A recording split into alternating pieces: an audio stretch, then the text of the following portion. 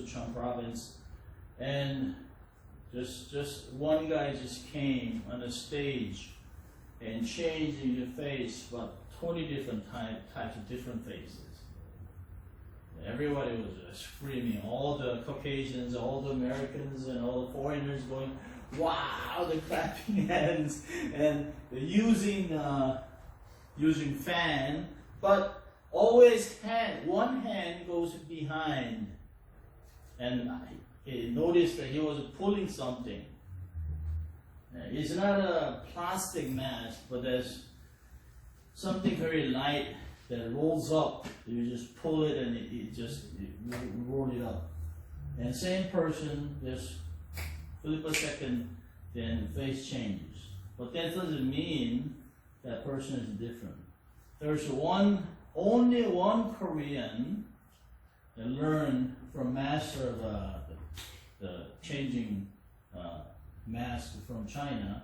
They normally do not teach foreigners. And he was the only Korean learned the skill. And he became so famous in Korea.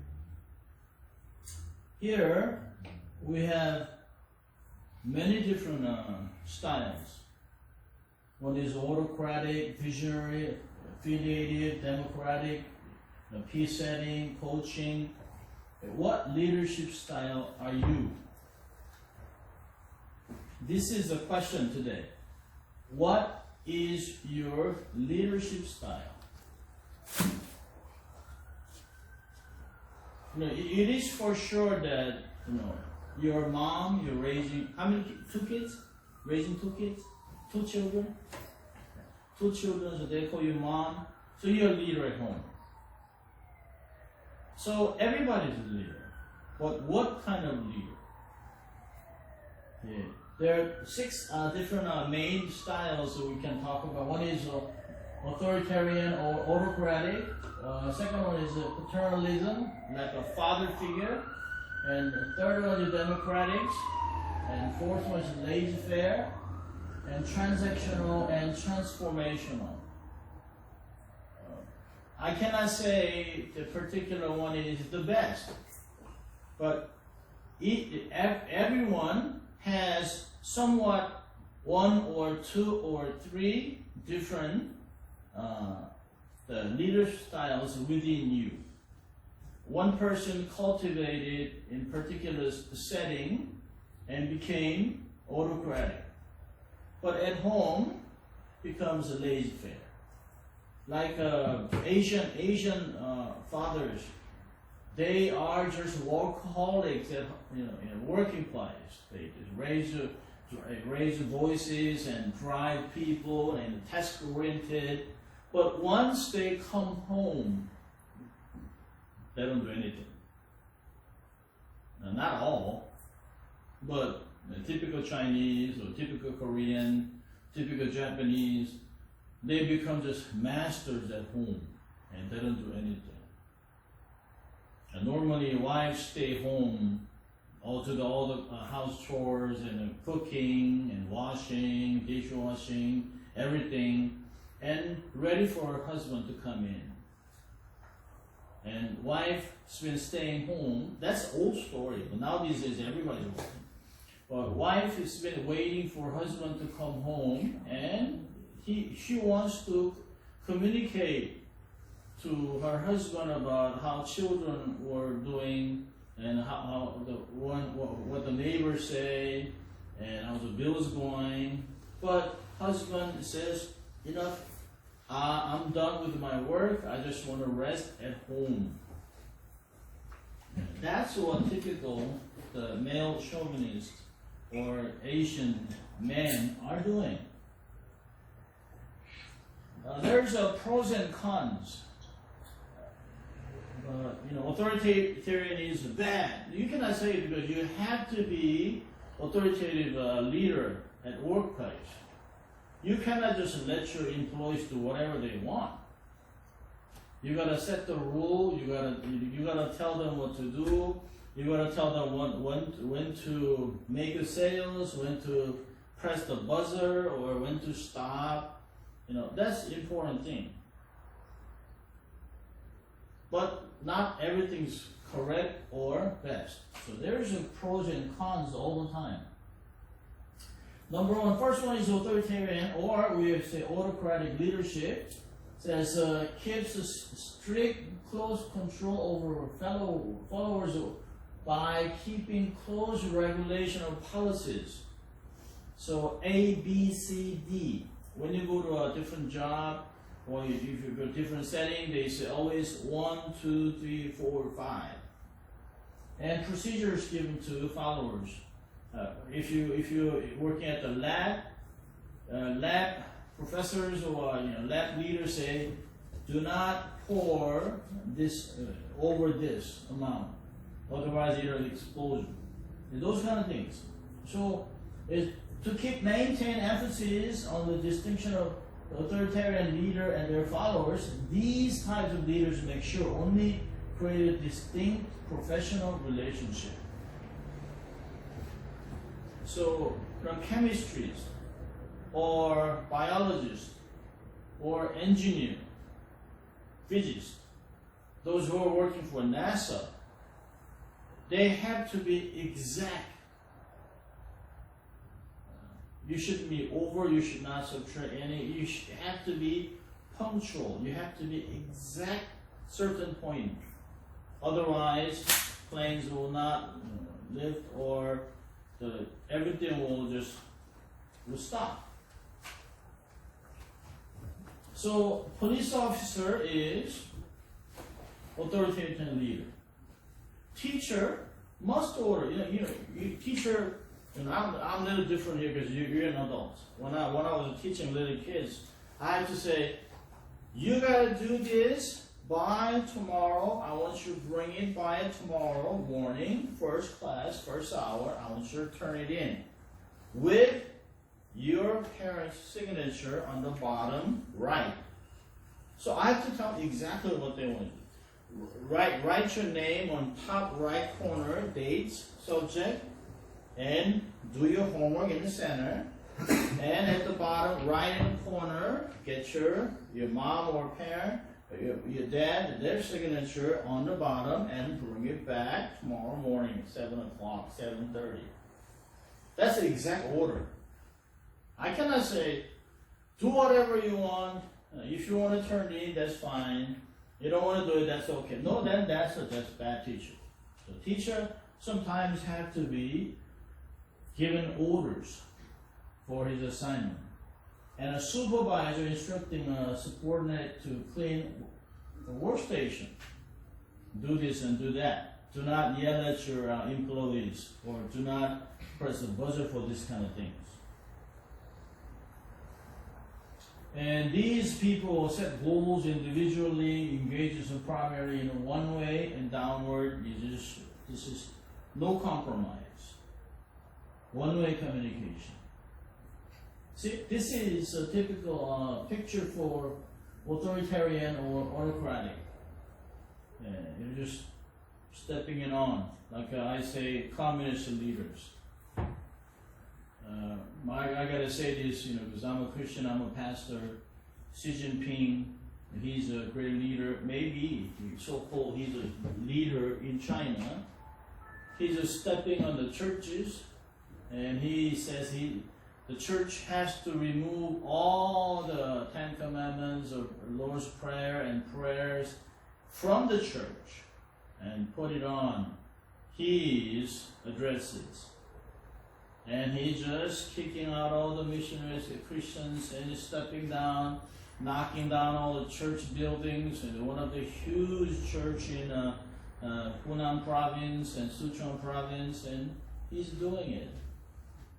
And I don't know whether the Communist Party calls Xi Jinping is a great leader, better than Mao Zedong or something like that, but all the world says he's a dictator. He is an authoritarian leader. He's just stepping on freedom and democracy. There's no such thing as democracy.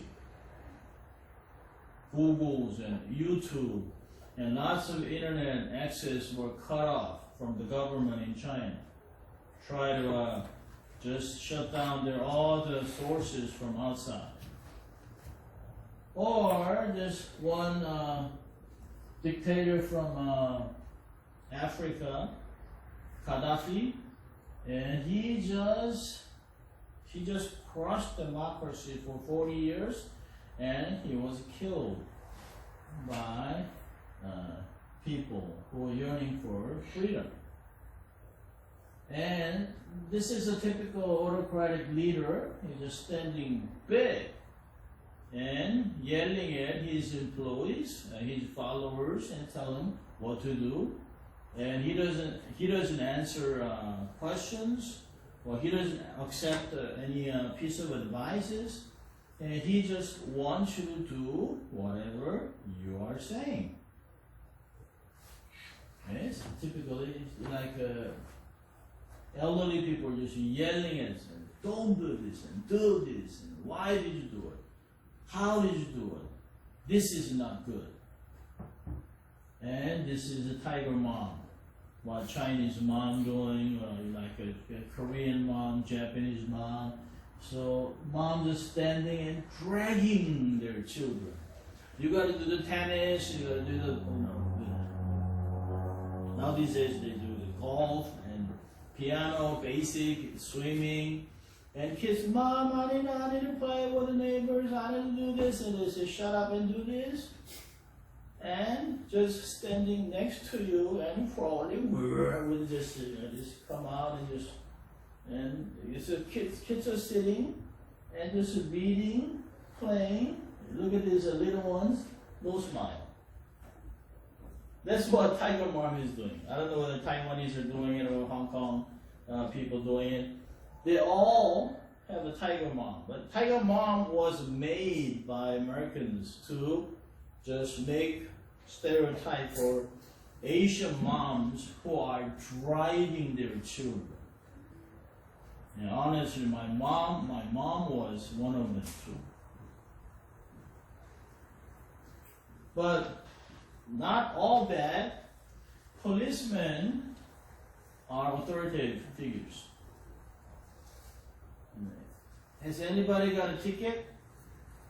Experience of getting a ticket? You know, if you're stopped by a policeman or highway patrol, they don't say, can I give you a ticket? They don't say it.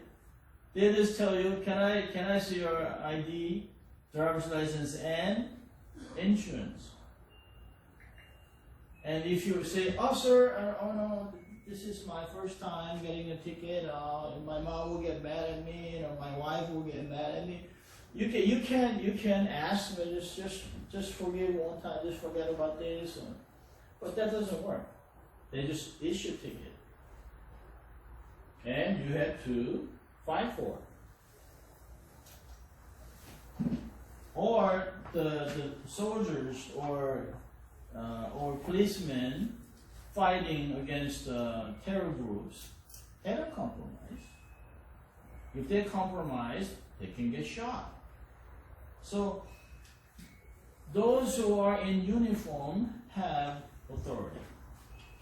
You have to listen to them. They're not asking you, they demand you. You know what's going to happen when you stop the fire truck? They'll just hit you. Get a ticket, and they'll tow your car right away. If you block the fire hydrant, they'll just break your car, windows, and remove it to use extinguish the fire. So they have their authority. If you're playing full in front of the fire truck, they'll take a ticket, to take a shot, and they take a picture and send it to bureau that you're gonna get a ticket for $3,600. That's what it is. So those who are in uniform have authority. So these are pros and cons. Sometimes because of Tiger Mom, because Tiger Mom demands you to play piano. That's why you play piano. Because they just drag you to different places and you go to a good school.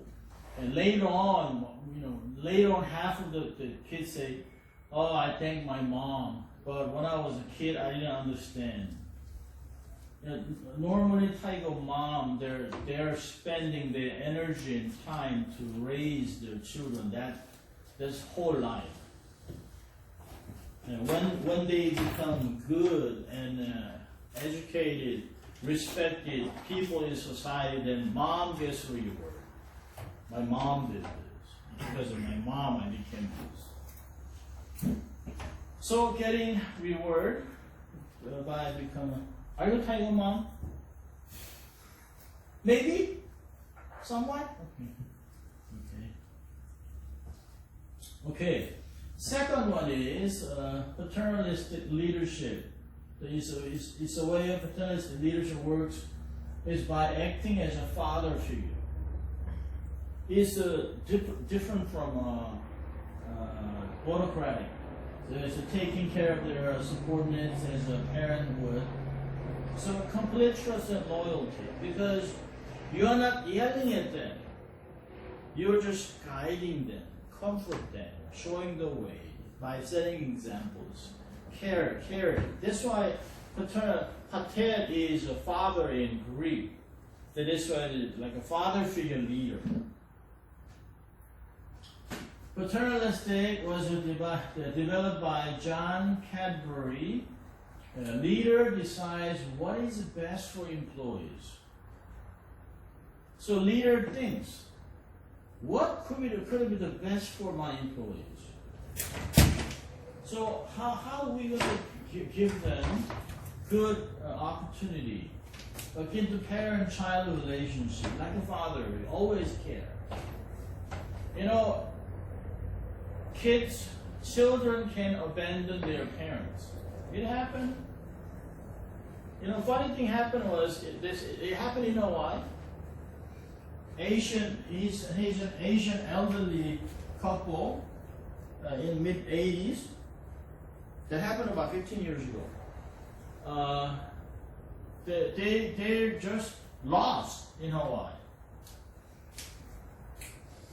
and they're not speaking English at all. The people are asking, where are you from? What's your name? Do you have ID, passport, anything? They didn't say anything. But later they found out, they checked out the CCTV, and they entered with a young couple, and they traveled for a whole week, and children abandoned them in Hawaii.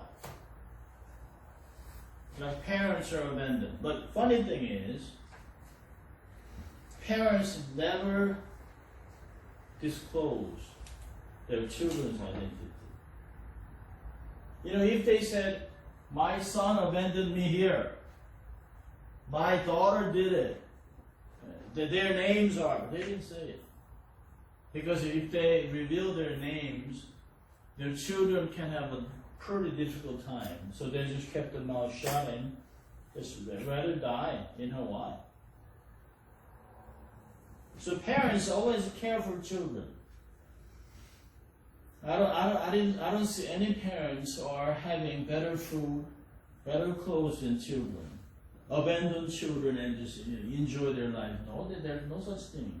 Such parents like that. So it's a softer form of authoritarian leadership.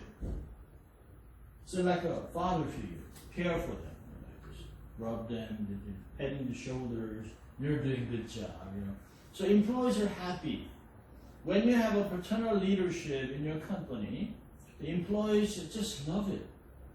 And even children, like your father just plays.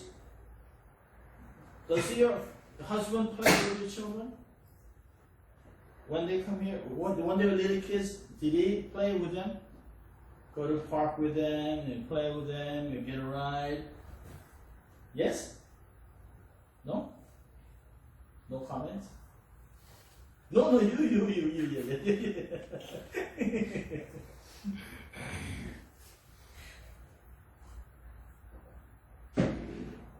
And they always just encourage employees and caring for them, just like a father.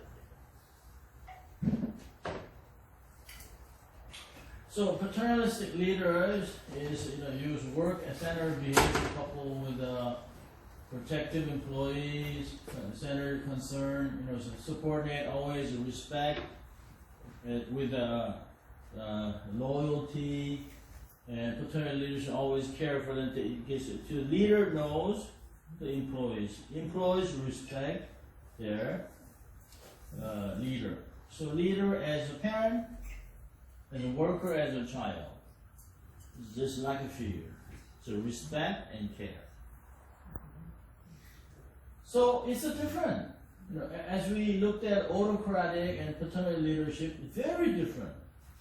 Leader as a director, paternalistic is a leader as a parent. Putting your needs as a leader first. This is what we need. You got to do this. But the paternal leader says that this is what organization needs, this is the benefit for you guys. So treating others as your servants and slaves or slave driver. And paternalistic leader treating others as your children. Care for them. You don't want to lose them. But an autocratic leader, these kind of leaders, they are work-oriented. If you're not producing much as expected, then you get fired. So what you do is what you get. The third one is democratic leadership. The democratic leadership style consists of the leader sharing the decision-making abilities with the group members. I always say, what should we do? An autocratic leader says, this is what you need to do. And I want this. But paternal leader is, this is what you need for your benefit. And I want you to do this. And this democratic leadership is saying, what shall we do for producing much benefit for all of us?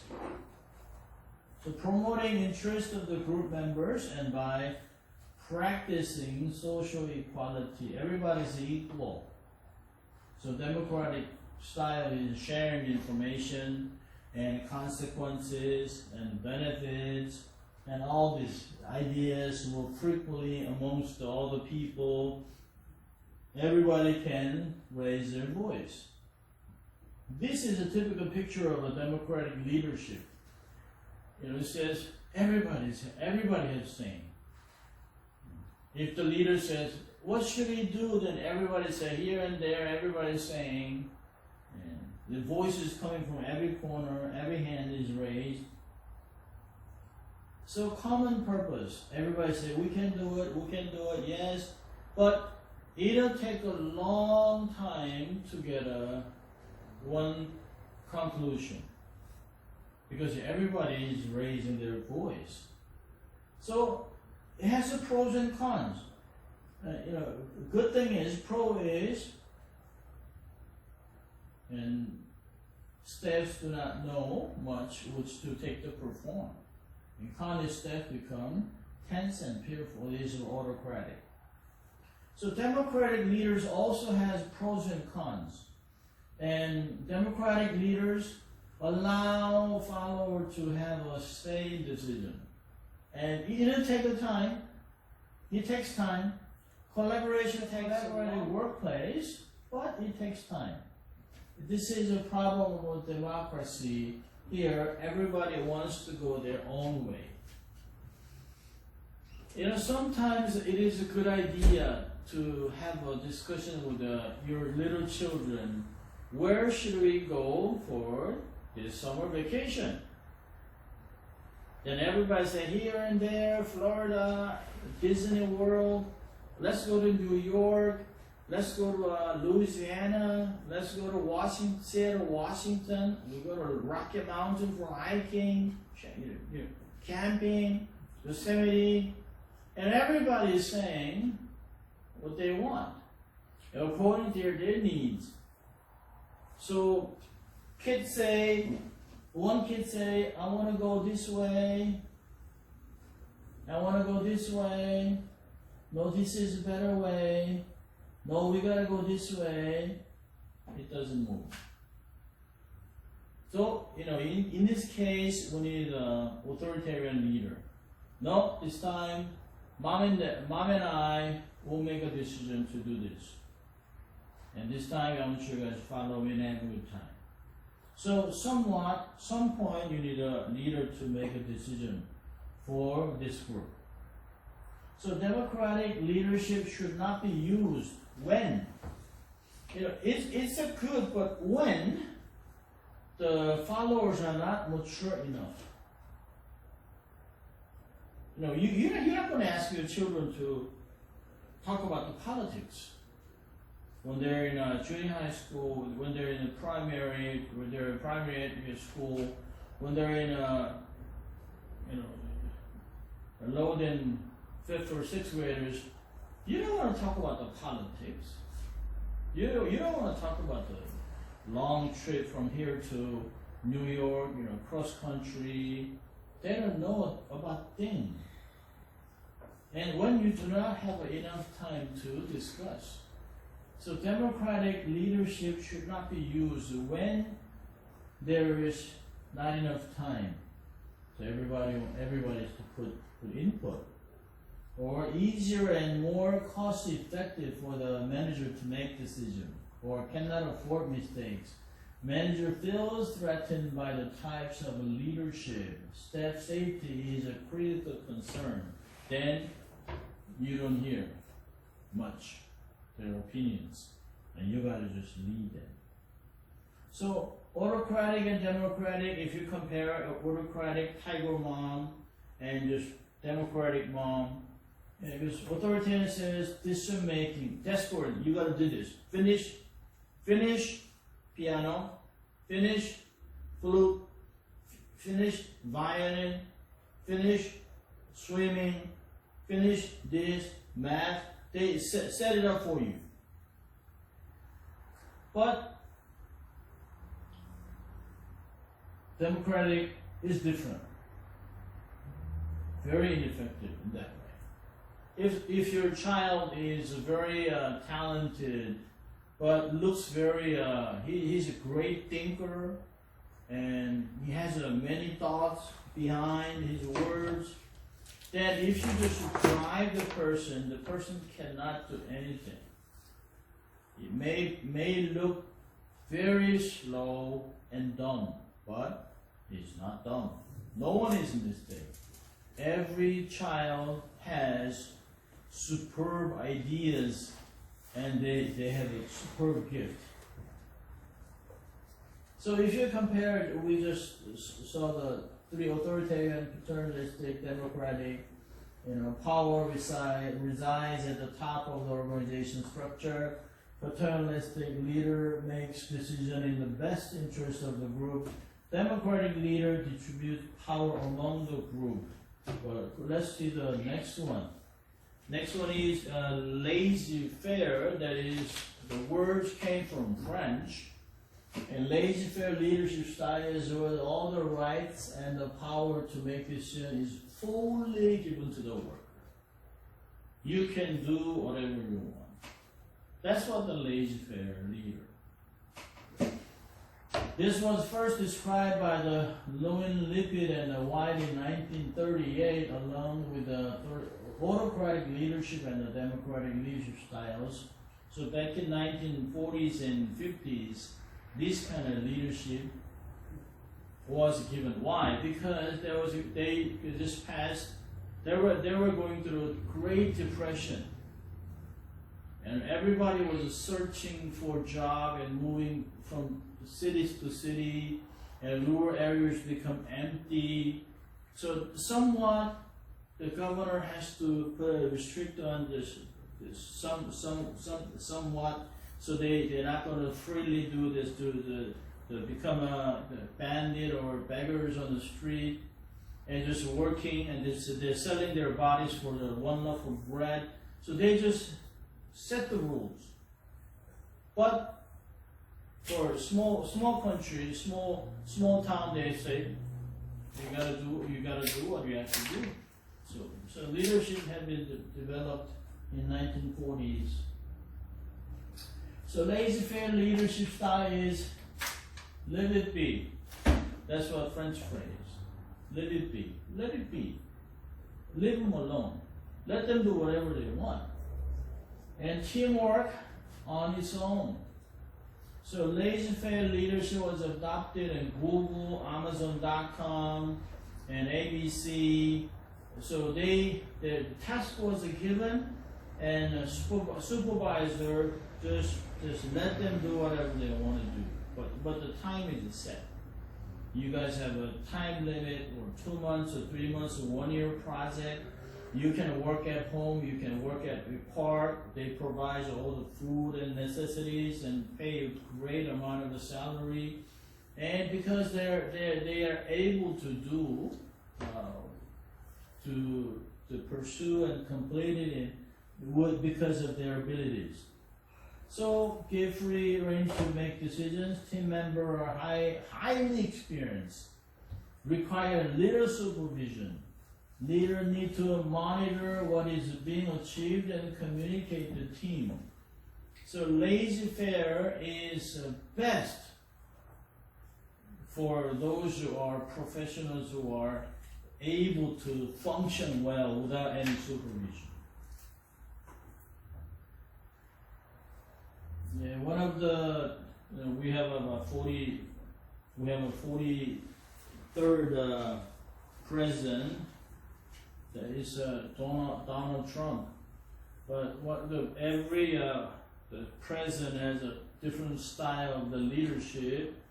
George W. Bush, the son, was categorized as laissez-faire leadership. He just elected the best able person for a particular position, and he just let him do what he wanted for the country. So laissez-faire is a French meaning let do.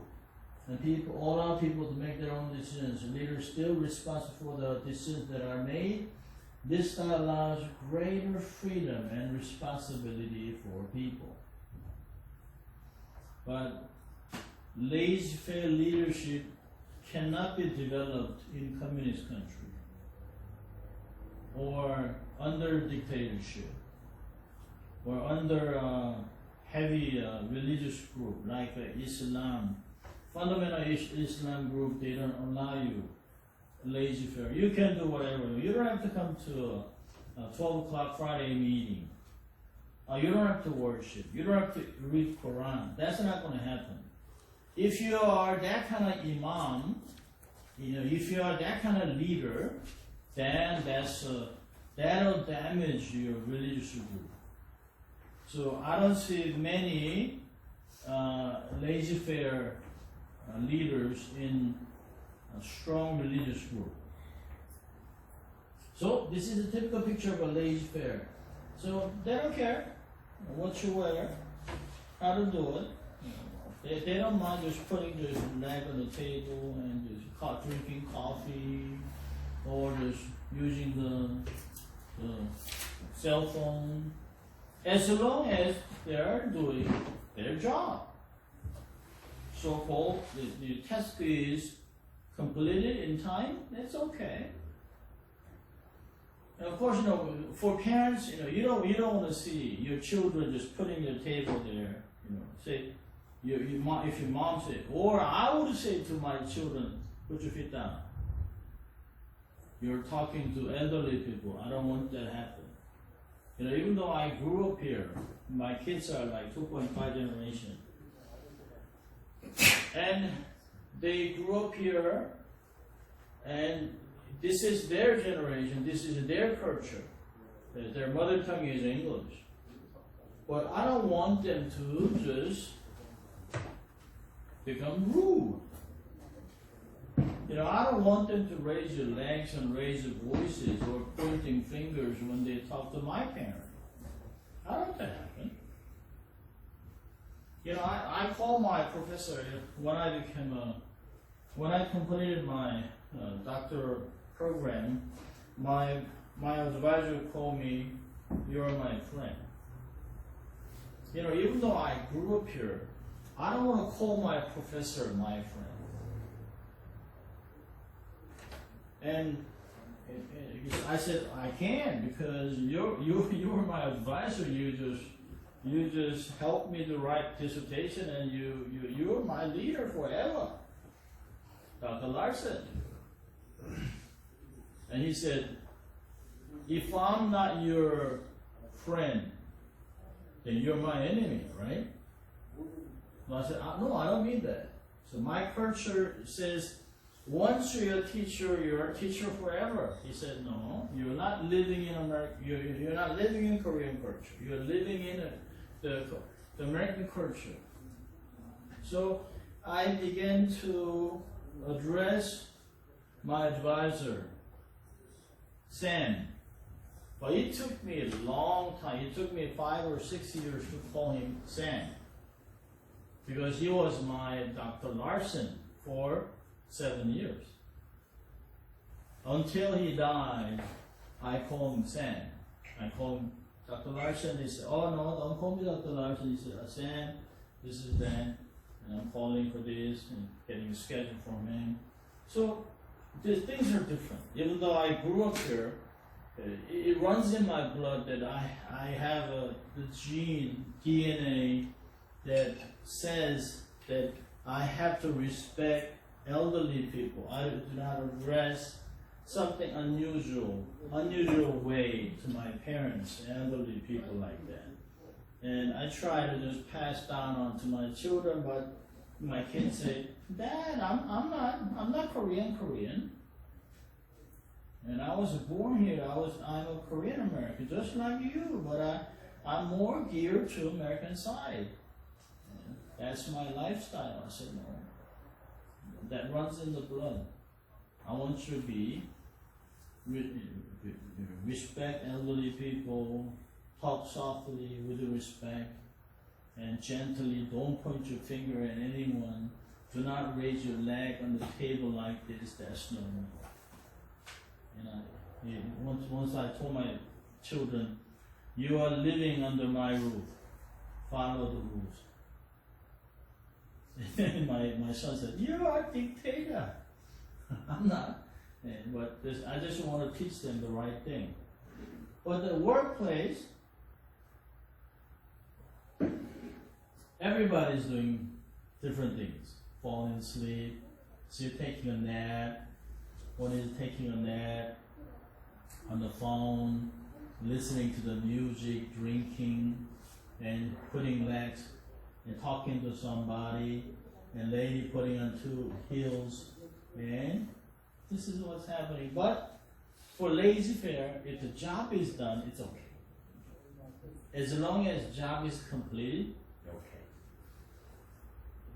So my son's job, he's working, he's making sales pitch through the phone, and he's a leader of a small group of 7 or 10. And he says, Dad, I don't care what they do, how they dress. My son just sometimes he will tank top or just short, flip flop, and just scooters and go to school and work. And that's the workplace. They play, they're rolling the dice, the free time. But they're doing their job. So owner says it's okay. It's okay as long as you make a sale, that's fine. So laissez-faire is this kind of leadership. So style of leadership, of course. Nazi, Hitler was an autocratic leader. He was a dictator. Obama was a democratic. Do you know who's the last person? One with the glasses on the far right?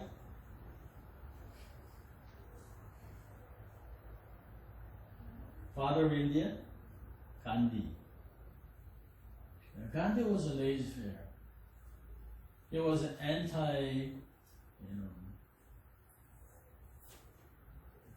somewhat, he didn't want to raise voice. And he was a father of the nation. So autocratic, laissez-faire, democratic, all different. Autocratic says, do this or out. Or democratic says, what do you think we should do? So this group says, tell me. But here, laissez-faire in the center, do this or that as you see fit. Up to you. Do whatever you want. This how is different. And laissez-faire leadership has pros and cons, advantages and disadvantages, benefits. What is the benefits of a laissez-faire leadership? When teammates are skillful, they are all professionals, and the group members are experts, then you don't have to bother them. You don't have to tell them A, B, C, D. They know what to do. Only thing is just like how the cell phone was made, and Steve Jobs said, other companies were trying to make the phone and said, how to make a phone, and what would the style would be, what to put it in. But Steve Jobs said, just make this small one and put everything in it. That has to be in someone's hand. That's what I want. And do whatever you want. Money is there, just work on it. And he did it. That's the Steve Jobs. So Steve Jobs, sometimes he's very autocratic. No, I want my way. But somewhat once that job is given, then everybody worked on it because all professionals are working on it. And shall we have another Steve Jobs? Many people doubt about it. Many people doubt about it. But what about downsides of a laissez-faire leadership? Lack of role awareness. Who's the boss? And sometimes they're just crossing the line. And poor involvement with the group. As long as the job is done, it's okay. Low accountability. Don't show up. They say, I worked at home. I did my part. I didn't have to be the meeting. I did my part, this was given to me, and this is what I've done. And the owner says, you haven't been here for about half a month. Did you take a vacation or something? We'll still pay you. They said, I did my job. I did my work. I was in Bahama and enjoying family vacation with my kids, and I did my part. I worked at night. And very passivity and avoidance. It can happen. So we say autocratic style, tiger mom, or the concern with the task. You have to do this to become a better person, highly respected. You got an extreme. Other extreme is laissez-faire. Don't care. Follow your heart. Do whatever you want. Your life is yours, not mine. But democratic style balances concern with task and employee is a midpoint. Somewhat give you direction, but somewhat freedom. That's the midpoint of the leadership. The fifth one is a transactional leadership, system of rewards and punishment. It's always, if you do this, you're going to get a promotion. If you don't, you'll be out. And we have such amount of the asset from us outside, budget-wise. If you don't finish it in time, you're out. But if you finish it in time and you perform extremely well, then you're gonna get the bonus. And one of my friend's son, working for Pfizer, Pfizer made just phenomena several years ago.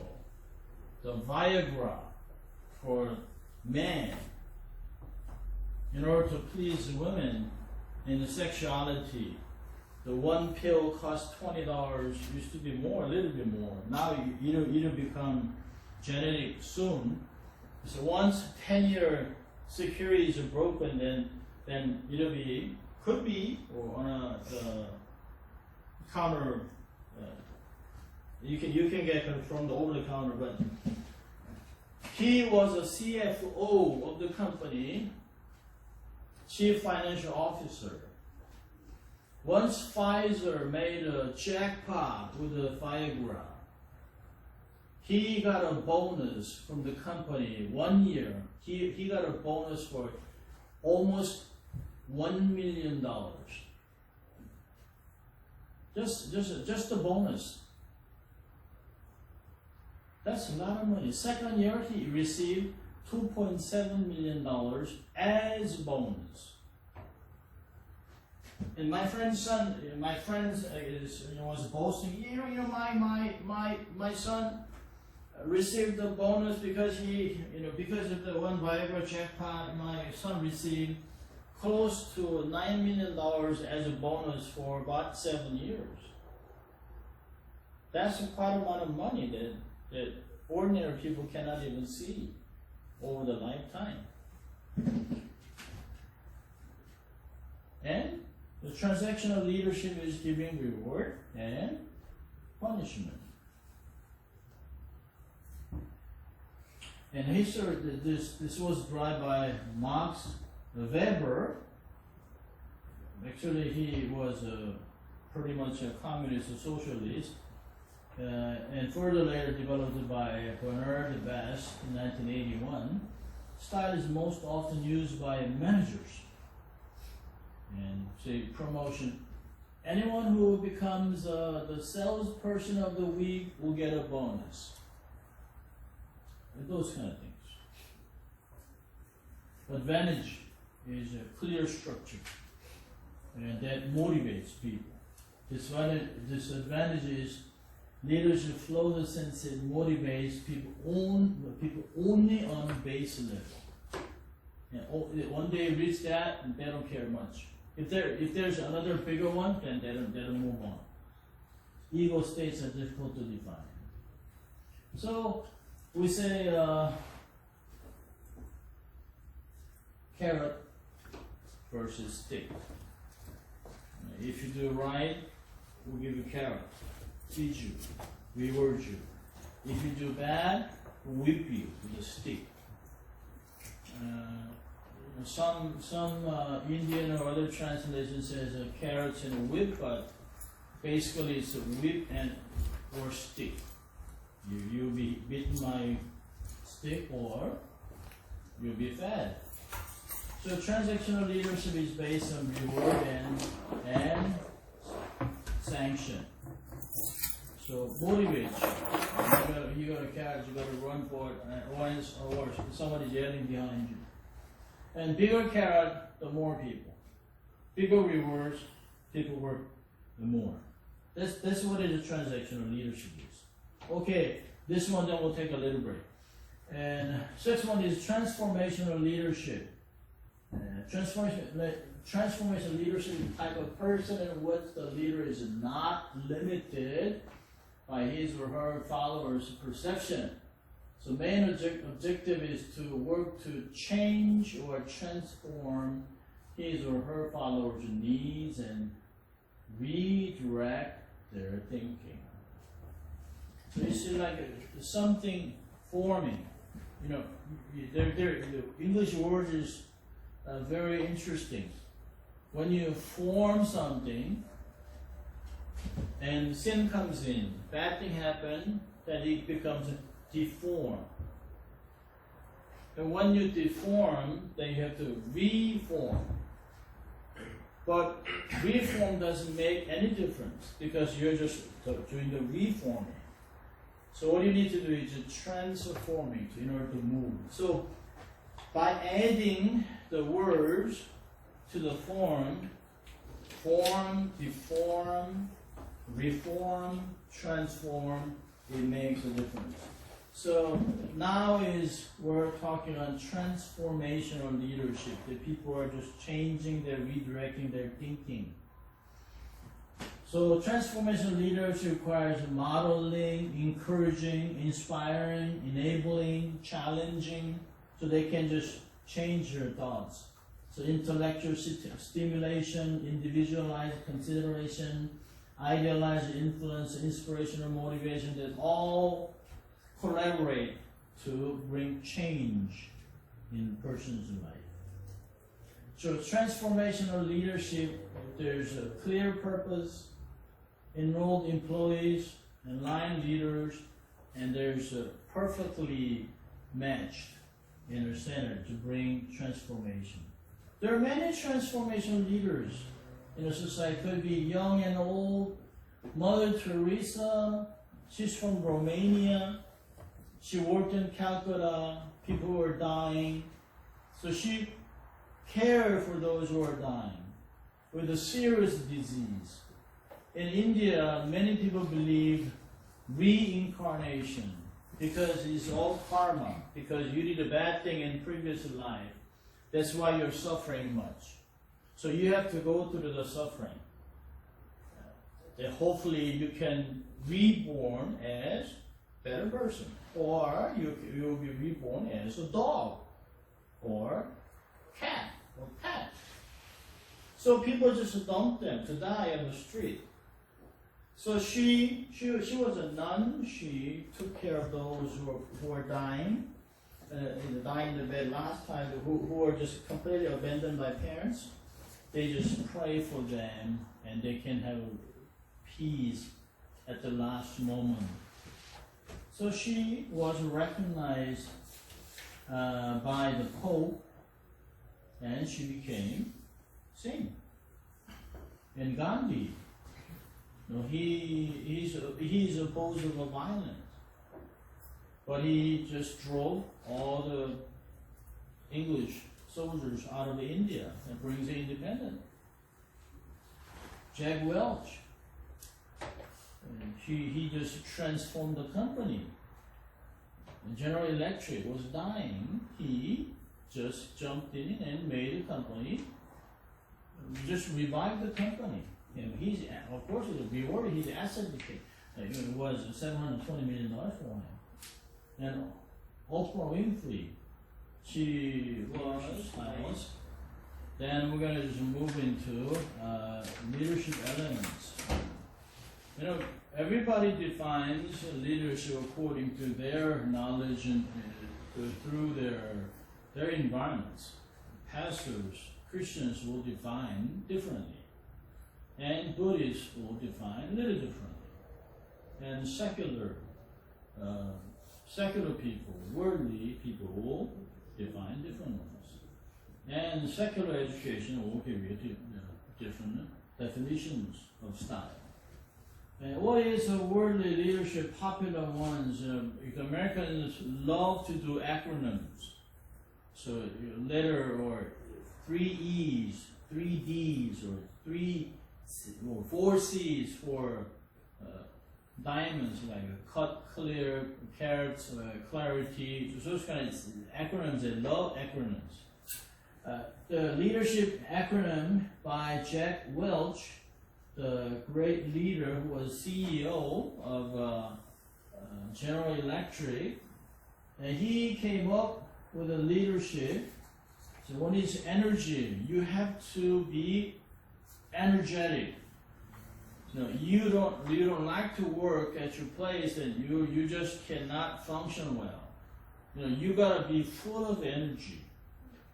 And not only you're energetic, you have to energize others. You have to influence others to run together.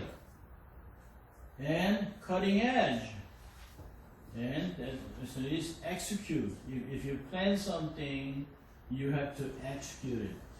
And time. Other one is 7 C's, the different acronym. 7C. Welch said 4E, and this guy says 7C. Leadership is number one is he says character matters. Character is important. If the character is evil, then you're not a good leader. You have to have a competence. You have to know what you're saying, what you're doing. And courage.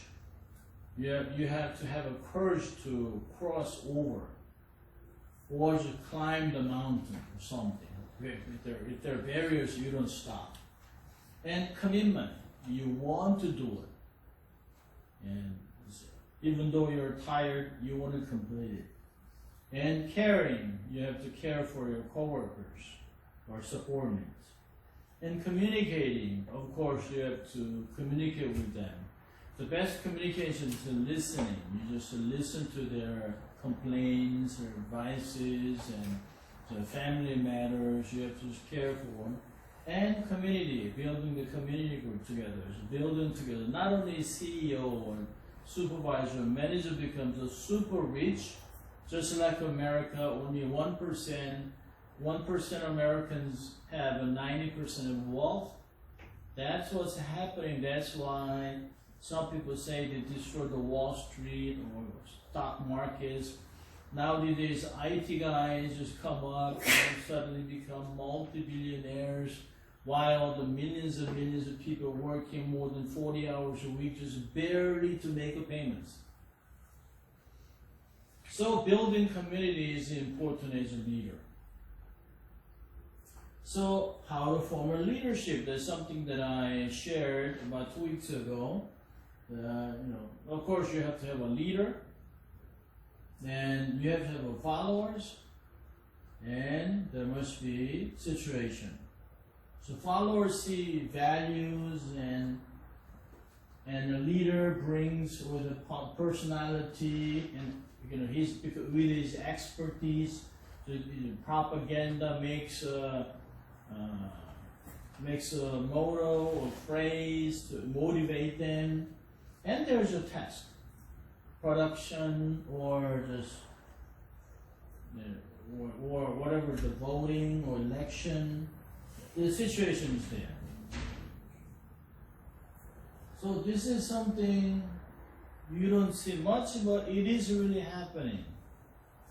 As America is the center is controlled or just overrides everything by WASP. And WASP is a big B, but it's an acronym. The WASP is White Anglo-Saxon Protestants. So majority of presidents were WASP, White Anglo-Saxon Presbyterian, except Obama. He was black. He was not a Saxon, but he was raised and picked up by Kennedy, who was he was against the Saxon, because Kennedy was a Catholic. And other than that, majority of USA presidents were Saxon. And why those guys are in the center, and there's a middle class and lower class, and there's a marginal citizens. I call marginal citizens because there's just not dotted lines. They're immigrants and minorities form their groups in somewhere in United States. Could be Chinese, Vietnamese, or Mexican, Malaysians, Indonesian, those kind of things, like Russians, Ukrainians.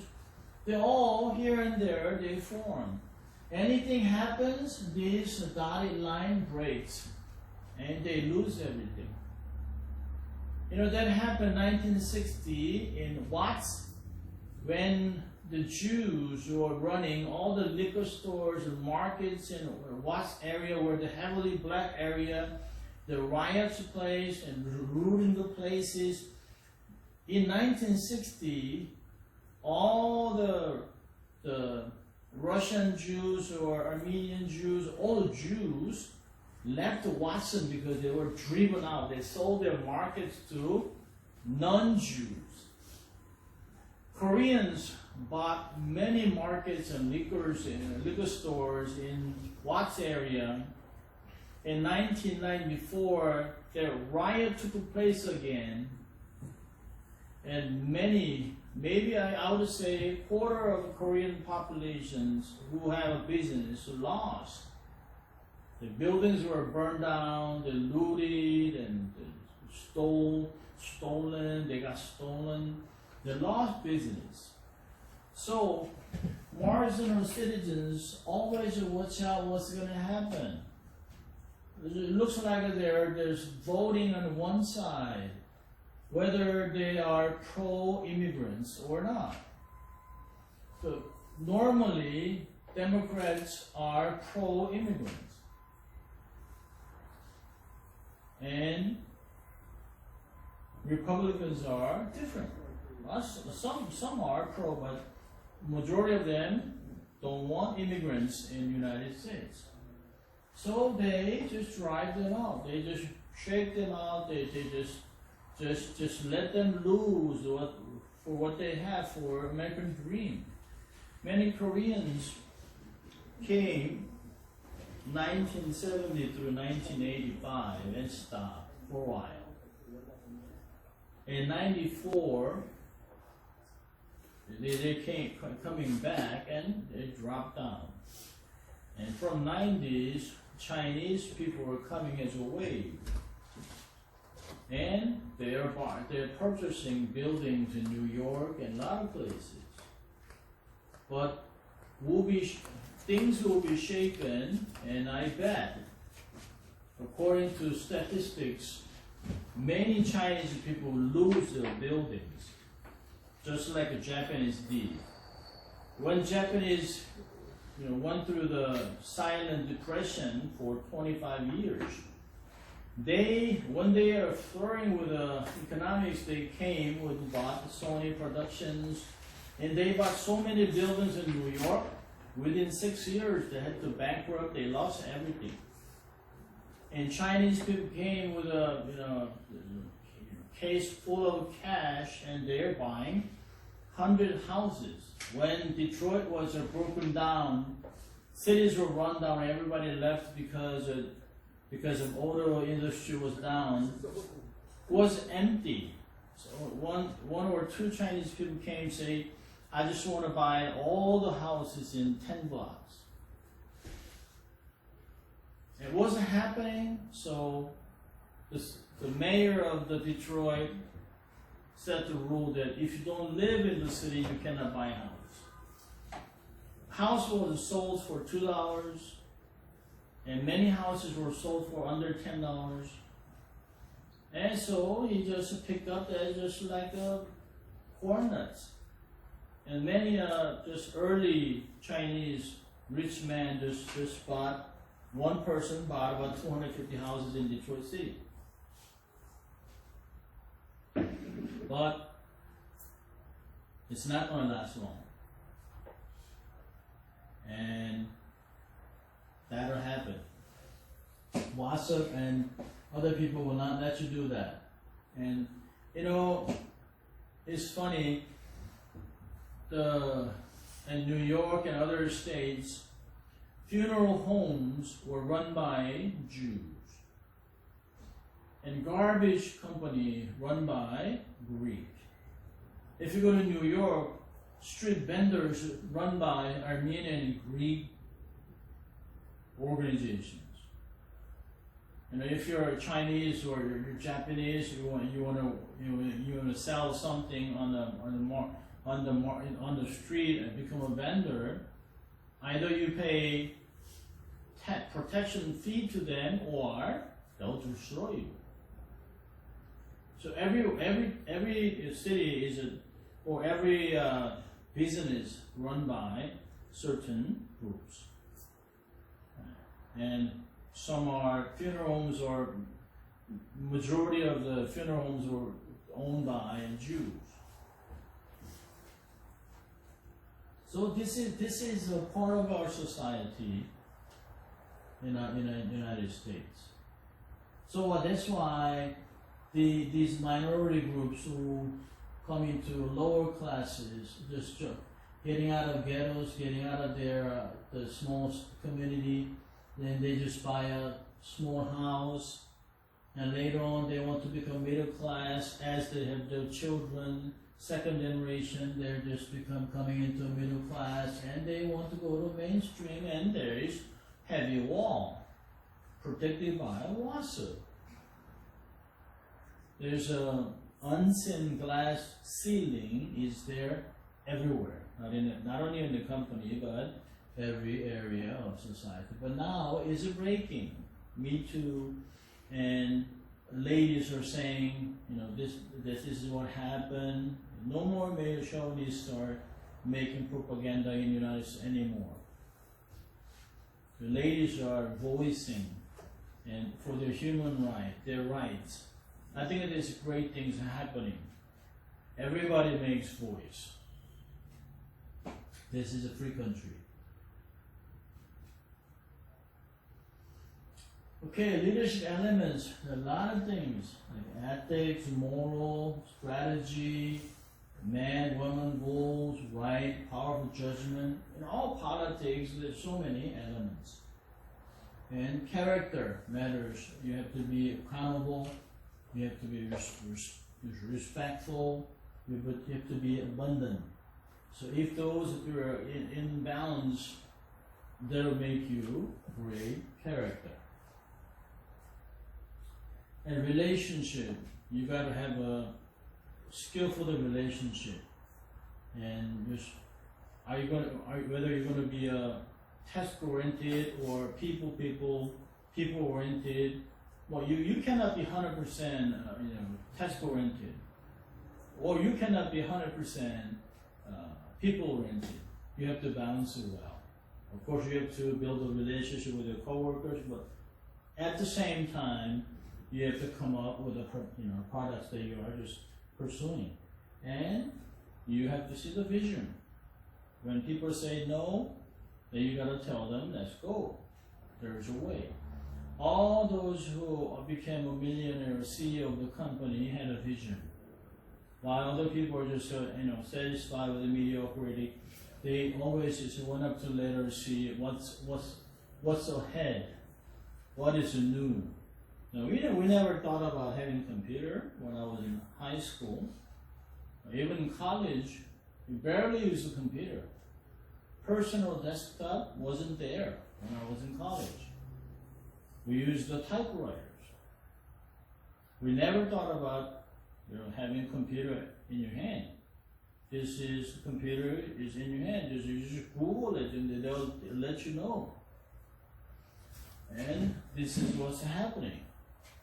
There's someone who saw that, and this TV is it's not that anymore. You can just one small box, flat box, and if the remote control, you should press the button and the screen will go up just like that.